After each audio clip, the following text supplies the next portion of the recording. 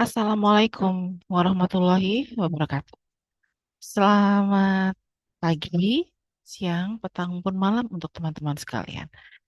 Kali ini saya, Niken Safitri Primasari bersama avatar saya, kita akan bicara mengenai manajemen keuangan 2. Pada pertemuan ini kita akan membicarakan terkait prolog sebelum kita masuk di restrukturisasi. Apa itu prolognya sebelum masuk ke restrukturisasi? Ya, sudah pasti terkait dengan financial distress. Nah, teman-teman, izinkan saya untuk share sesuatu ke kalian semua.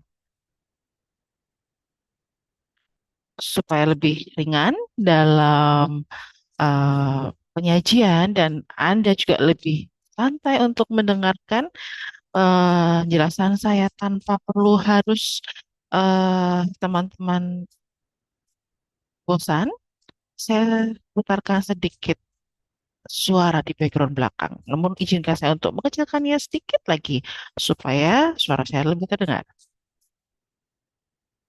Oke. Nah, sekarang sudah masuk nih, kita masuk. Oke, kita bicara mengenai financial distress dan prediksi kebangkrutan. Teman-teman sudah pasti tahu tentang Altman Z-score atau kita sebut dengan Z-score. Teman-teman sudah dapat ini harusnya pada saat awal MK2 ataupun akhir di MK1. Apabila teman-teman masih lupa, tidak apa-apa.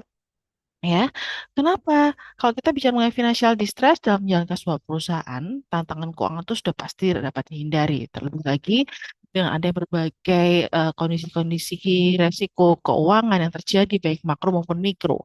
Ya, baik pun regulasi juga akan mempengaruhi suatu perusahaan dalam tatanan keuangan.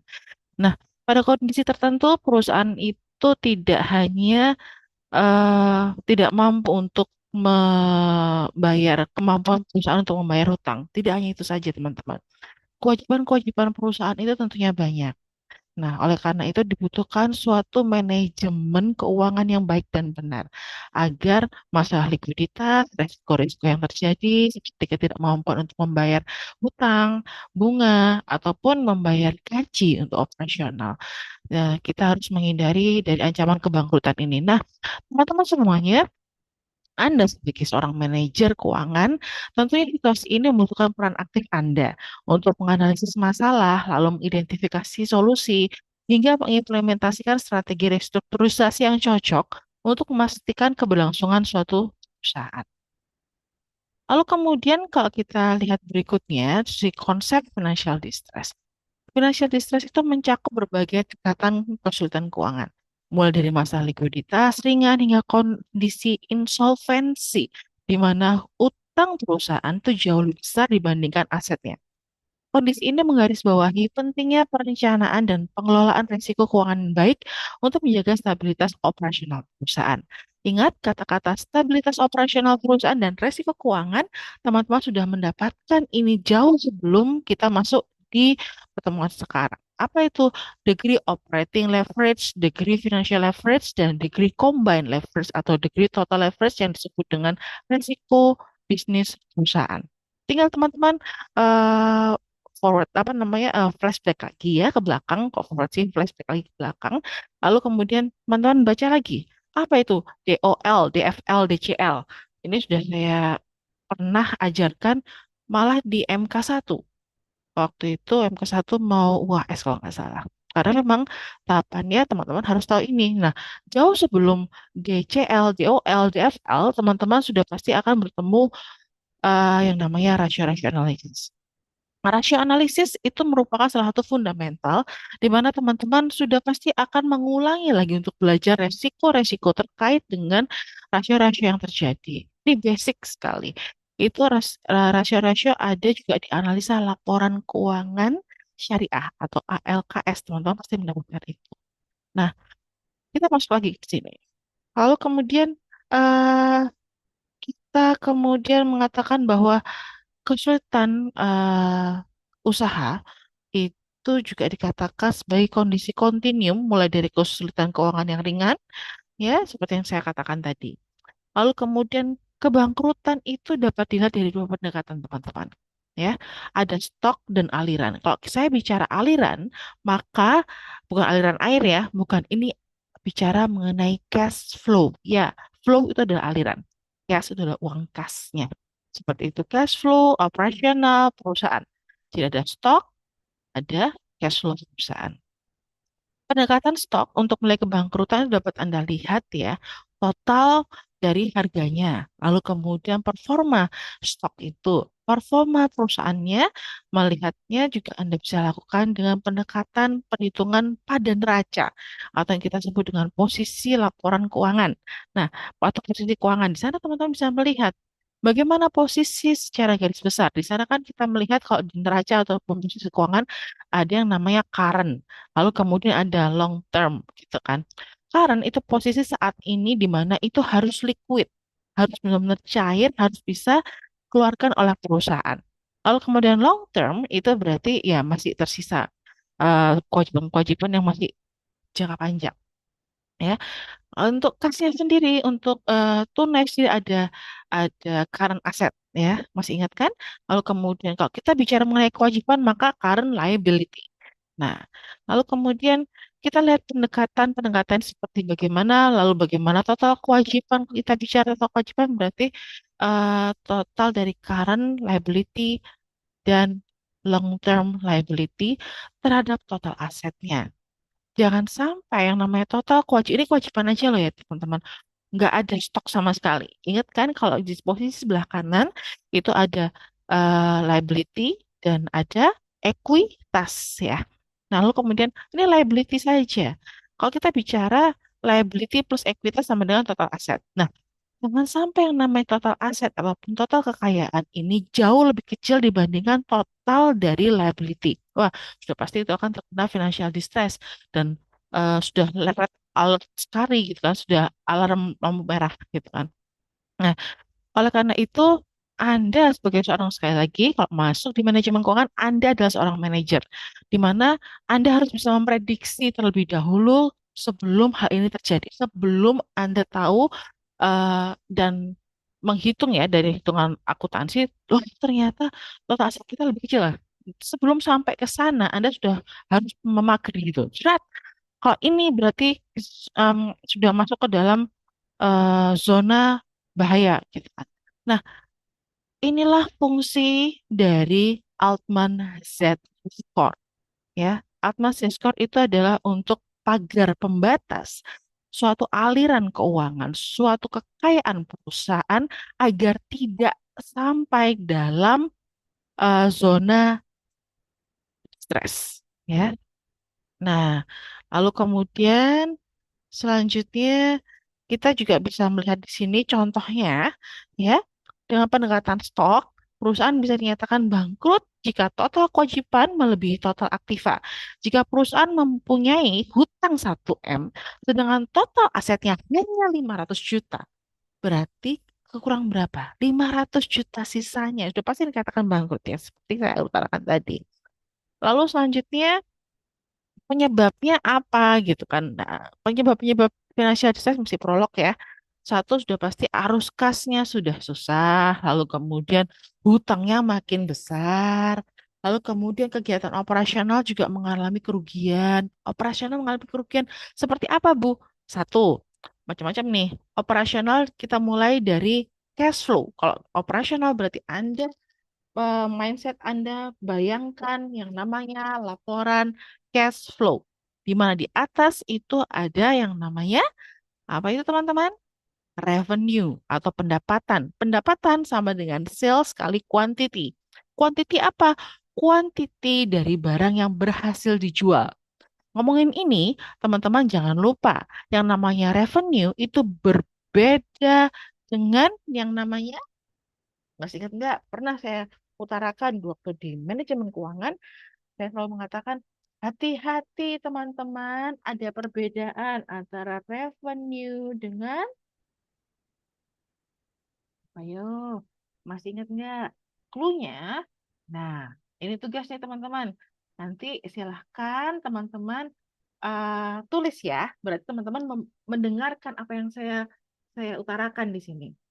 Clue-nya adalah titik-titik yang saya utarakan tadi, yang saya tanyakan, titik-titik itu sama dengan harga dari barang yang Anda jual, ya, harga jual, dikalikan kuantitas maksimum atau kuantitas operasional barang jual yang barang yang akan dijual ya, barang yang akan dijual oleh Anda yang berhasil Anda produksi.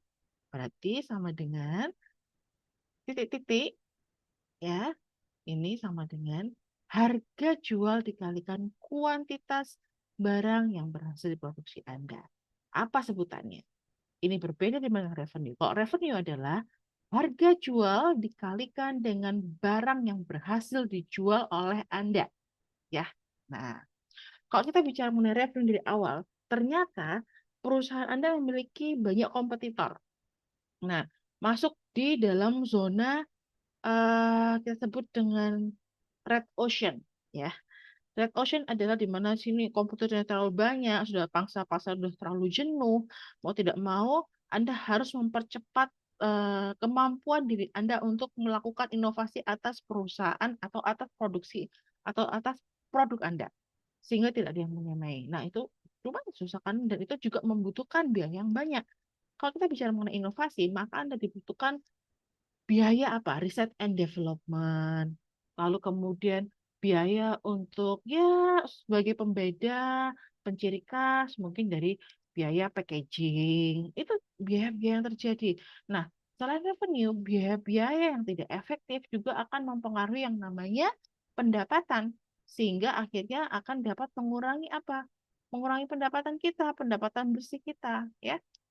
Lalu baru kemudian di bawahnya misalkan ada biaya terkait dengan gaji karyawan. Kalau kenaikan gaji karyawan sudah pasti akan berimbas pada kemampuan perusahaan atau kemampuan perusahaan apa? Kemampuan perusahaan dalam menjual produknya. Masih masih tahu kan bisa membayangkan kan teman-teman? Nah, lalu kemudian setelah itu kita kan bisa lebih spesifik lagi. Berikutnya adalah ketika ternyata mengalami kondisi keuangan yang cukup susah, perusahaan mau tidak mau harus menambah hutangnya. Nah, ketika terjadi penambahan hutang, sudah pasti akan ada penambahan kewajiban atau penambahan biaya yang harus Anda keluarkan selain biaya operasional, selain biaya gaji, yaitu biaya hutang. Sudah ada dua biaya di atas, ditambah lagi dengan biaya hutang, tambah meledak lagi. Tambah besar lah itu yang namanya kewajiban, tambah besar lah risiko perusahaan ini terkena financial distress.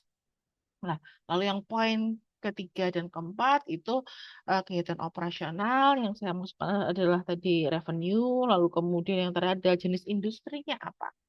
Kalau kita bicara mengenai industri, setiap industri itu memiliki perbedaan. Perbankan sudah jelas tentu akan berbeda dengan industri dari industri apa ya enaknya ya industri properti. Lalu kemudian kalau kita bicara pertambangan, industri pertambangan sudah pasti akan berbeda dengan industri makanan dan minuman. Nah, in apa yang berbeda? Kalau teman-teman masih ingat, waktu di MK1, saya mengingatnya teman-teman diwajibkan oleh saya untuk download laporan keuangan lalu membandingkan. Teman-teman pasti akan tahu ada perbedaan dari industri-industri ini. Dalam pencatatan laporan akuntansinya pun juga berbeda. Ya.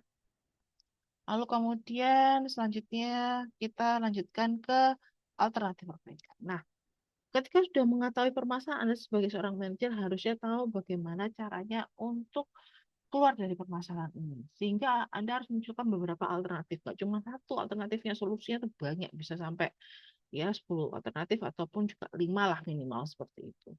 Nah, ketika perusahaan berada kondisi tidak solvable, ya, yaitu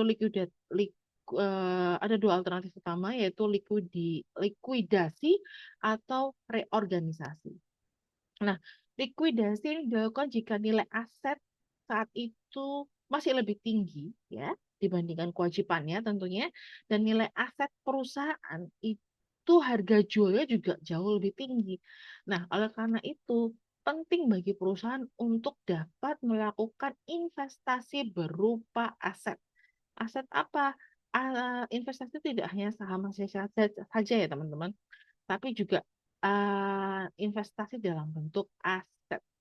Nah, aset-aset misalkan tanah, gedung, pabrik, lalu kemudian alat-alat pabrik yang besar-besar yang triliunan harganya, lalu kemudian sampai sekecil misalkan sekecil kendaraan perusahaannya. Nah, teman-teman pasti tahu karena sekarang kan sudah masuk di semester yang lumayan tinggi kan, di pertengahan teman-teman. Yang namanya kalau kita bicara mengenai aset kendaraan itu sudah pasti umurnya 8 tahun. Ya, di peraturan pajak juga ada di sana. Lalu kita bisa umur ekonomis, berarti misalkan kalau 8 tahun misalkan em, harga mobilnya itu 800 juta dibagi 8 ya udah berarti eh, yang namanya apa pengurangan itu nah soal nomor dua. Kalau Anda punya aset lalu berkurang ya berkurang setiap tahun tadi setelah dibagi ya secara garis lurus itu ternyata 800 dibagi 8 maka setiap tahun akan nilai aset itu akan berkurang sebanyak 100 juta. Nah, ini namanya apa? Jawaban kedua. Silahkan tuliskan di kolom komentar. Lalu berikutnya lagi, ketika hal itu terjadi, maka Anda harus mempertimbangkan sebagai seorang manajer, oh, saya harus menjual aset kendaraan saya pada tahun kelima atau sebelum masuk tahun kelima, karena harga masih tinggi dan servis perusahaan mobil ataupun industri mobil yang Anda beli itu juga masih berlaku sebelum masuk tahun ke lima biasanya sekarang sudah sampai 5 tahunan ya itu beberapa model-model tertentu Wuling itu misalnya maaf saya sebut lalu kemudian Suzuki juga maaf saya sebut juga mereknya ada beberapa item-item car tertentu juga itu 5 tahun ya nah itu teman-teman sebagai seorang manajer oh saya tahu oh itu saya harus membatasi supaya ketika mau masuk di tahun kelima saya sudah ancang-ancang untuk melakukan apa jual mobil dulu. Lalu kok jual mobil kita butuh operasional perusahaan bagaimana? Jual mobil dulu, sementara sampai itu terjual atau tukar tambah dengan mobil yang baru. Jangan sampai Anda membeli mobil baru tanpa melakukan tukar tambah. Fatal. Kenapa? Karena mobil yang lama, ya, yang usianya itu 8 tahun gitu ya. Ketika masuk udah usia ke-8, harganya itu nggak ada. Hanya belum tentu aja yang harganya itu masih ada. Nah, karena itu cepat jual lah. Ya. Lalu kemudian berikut pula dengan itu kendaraan bermotor. Pabrik. Kalau pabrik kita bicara mengenai eh, area tempat ya. Ada tanah di bawahnya. Tapi ini bukan aktiva tanah, tapi pabrik. Nah, pabrik juga gitu. Anda harus bisa berkoordinasi dengan Sarpra untuk melihat tingkat kelembapan, tingkat misalkan kalau di pabrik ya, kondisi pabrik itu harus melakukan perbaikan. Nah, pada saat apa di masa masa berapa lama termnya dari ketika pabrik itu masih baru. Nah, sebelum sampai rusak parah, gitu kan, Anda harus bisa, oke, saya cut pabriknya, saya jual ini, bisa jual ataupun sewa, ya. Harus seperti itu, karena harus ada pemasukan, tidak hanya pengeluaran, teman-teman. Lalu selanjutnya, eh, sebentar. Oh ya, reorganisasi dilakukan jika perusahaan memiliki prospek yang menjanjikan. Ingat, prospek yang menjanjikan. Dan perusahaan yang melakukan pembelian untuk perusahaan misalkan Anda dalam posisi mau bangkrut, tapi belum bangkrut banget, masih ada sisa dana sedikit cuman itu tapi sudah nggak bisa dilanjutkan lagi karena pasar sudah jenuh masalahnya ya. Lalu kemudian operasional tinggi, kalau dilanjutkan juga akan sudah pasti akan bangkrut total. Oleh karena itu, Anda harus cepat-cepat melakukan proposal strategi ini ke owner ataupun direktur Anda. Memberitahukan bahwa kesalahan fatal yang terjadi itu Oleh karena itu, supaya tidak terlalu fatal, maka harus dilakukan strategi semua win-win solution. Pegawai mendapatkan pesangon 3 bulan, lalu kemudian juga memperoleh apa namanya rekomendasi dari perusahaan agar mudah untuk masuk di perusahaan yang lainnya. Nah, itu merupakan salah satu alternatif perbaikan. Lalu kemudian kita lihat di pemecahan secara informal, misalkan seperti ini. Pemecahan informal itu biasanya diterapkan pada saat masalah keuangan belum terlalu parah. Prospek masa depannya masih ada, nilainya masih positif. Lalu strategi ini meliputi perpanjangan jatuh tempo hutangnya atau pengurangan hutangnya. Pendekatan ini lebih cepat dan lebih efisien dibandingkan proses formal melalui pengadilan. Pengadilan itu maksudnya gini teman-teman. eh ada yang namanya PT Garam. Masih ingat nggak teman-teman PT Garam? PT Garam itu punya negara ya, dan dia pilot gitu kan. Keputusan dikatakan perusahaan ini mengalami pilot bukan dari diri Anda, tapi dari pengadilan yang memutuskan. Ya, pengadilan memutuskan perusahaan ini mengalami pilot. Ya, tidak hanya dari laporan keuangan saja yang mengatakan pilot. Ya. Lalu kemudian kalau secara formal kita kan bisa melihat jika kondisi keuangan perusahaan sudah buruk sekali. Pendekatan formal ini kita lakukan di pengadilan, ya, seperti yang saya utarakan tadi, ya. Lalu kemudian dalam reorganisasi formal, struktur modal perusahaan itu dapat dikatakan berlanjut untuk ke operasional. Sementara likuidasi dilakukan jika prospek perusahaan tidak memungkinkan. Lalu untuk tahap restrukturisasi bertujuan untuk mengurangi beban finansial yang mengimpit perusahaan. Misalkan strategi restrukturisasi meliputi perpanjangan masa jatuh tempo hutang atau yang kita kenal dengan extension ya. Em, Dipanjangin gitu. Dari kata-kata extend gitu kan. Kalau biasanya teman-teman nginap gitu kan di hotel, saya mau extend 2 hari. Nah, itu extension, perpanjang sama. Kita melihat di keuangan juga juga itu dikatakan sebagai extension ya. Ada juga yang dikatakan sebagai pengurang nilai hutang atau composition. Mengapa? Karena ketika hutang ini di-extend, diperpanjang, otomatis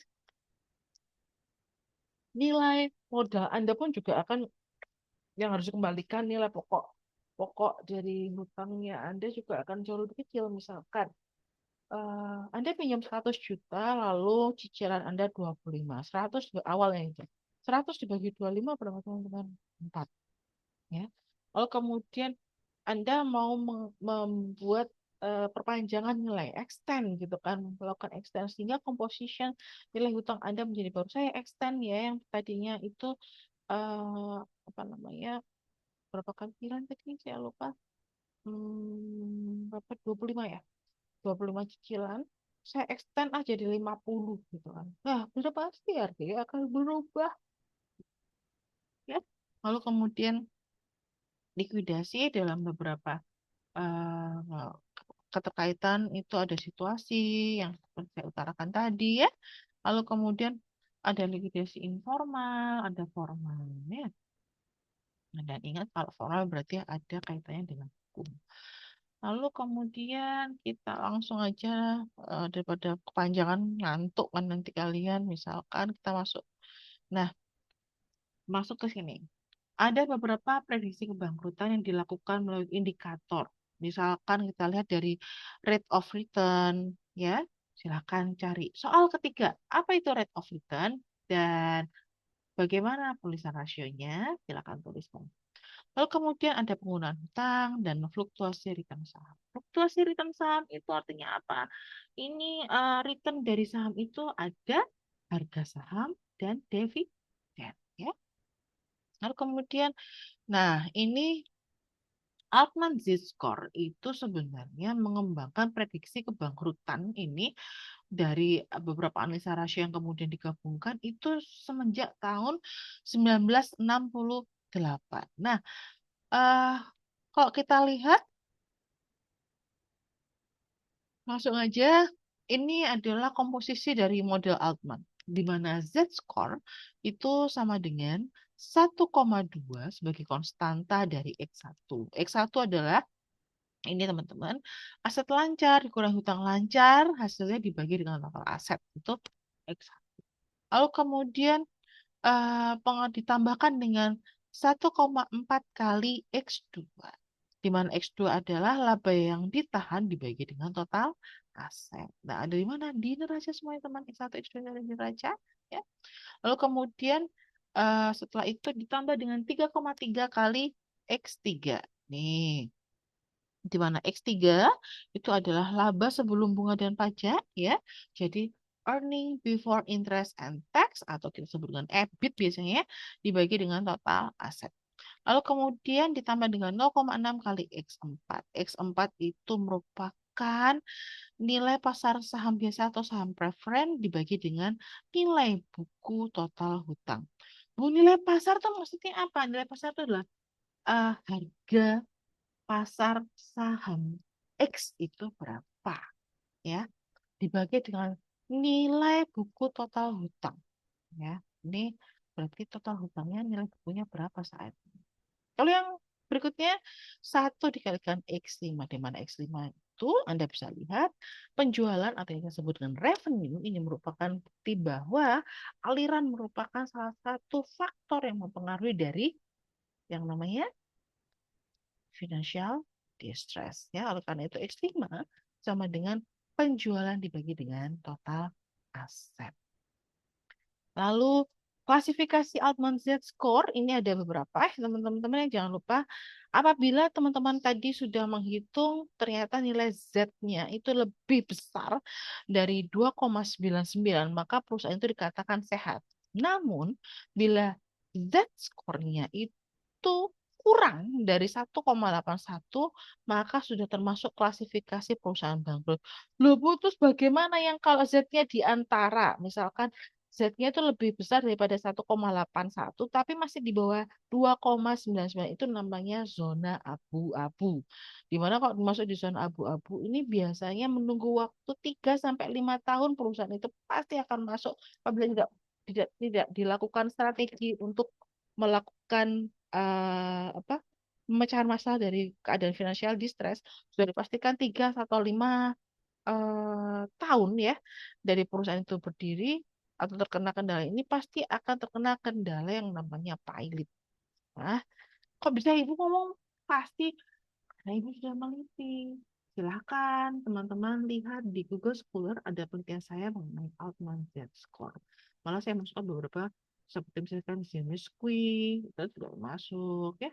Silahkan teman-teman cari. Lalu kemudian di tahun 84, Pak Altman ini mengatakan, aduh saya salah ya. Kalau saya memasukkan rumusan ini, formulasi ini formulasi yang digunakan untuk perusahaan yang sudah go public. Artinya adalah perusahaan yang sudah memperdagangkan sahamnya di pasar bursa di negara tempat. Misalkan GGRM di dipasarkan di IDX, lalu kemudian apalagi Bumi Serpong Damai BSD, saya lupa namanya apa, atau ini aja BBCA, perbankan BCA, sudah pasti itu merupakan saham yang diperdagangkan atau sudah terdaftar di IDX. Nah, inilah yang kemudian dikatakan apa namanya sebagai bentuk dari perusahaan-perusahaan yang sudah melakukan go public. Namun gimana kalau misalkan UKM atau perusahaan-perusahaan yang belum melakukan go public, perusahaan besar gitu kan, formulasinya berubah teman-teman. Z sama dengan 0,700 atau 717 X1 ditambah 0,847 X2 ditambah 3,107 X3 tambah 0,42 X4 ditambah 0,998 untuk X5. Bu, apakah ini sudah paten? Yes, guys, ini sudah paten ya. Dan sudah dapat Nobel Pak Altman Z-score ini. Dan untuk khusus untuk perusahaan yang belum go public ini, kalau tadi yang sudah go public itu harus di atas dari 2,99 kan. Lalu kemudian untuk zona yang di bawahnya itu 1,81 kalau nggak salah.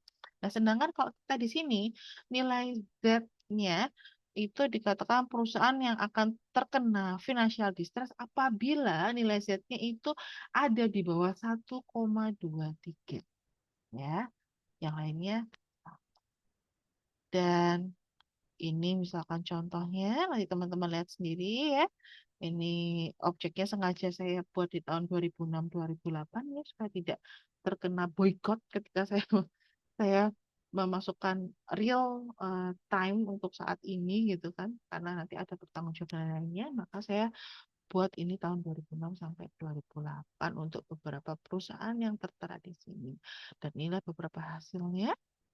Kita akan bisa melihat, wow, Z-score-nya semua masih bagus gitu kan. Kecuali untuk apa ini ya yang ada di sini? Ya, apa itu punya siapa? Goodyear di tahun 2008 kok sudah di bawah 1,946 ini, gawat ini gitu kan. Ini masih sudah masuk di zona abu-abu nih. Kalau sudah di bawah 1,81, masih ingat kan tadi untuk perusahaan yang go public kan 1,81, kalau perusahaan yang belum go public itu hati-hati alert di 1,23. Nah, ini sedangkan 1,946 udah balik lagi 1,8. Ini harus cepat-cepat buat buat strategi. Lalu kemudian analisa, monitoring, evaluasi harus dilakukan terus-menerus.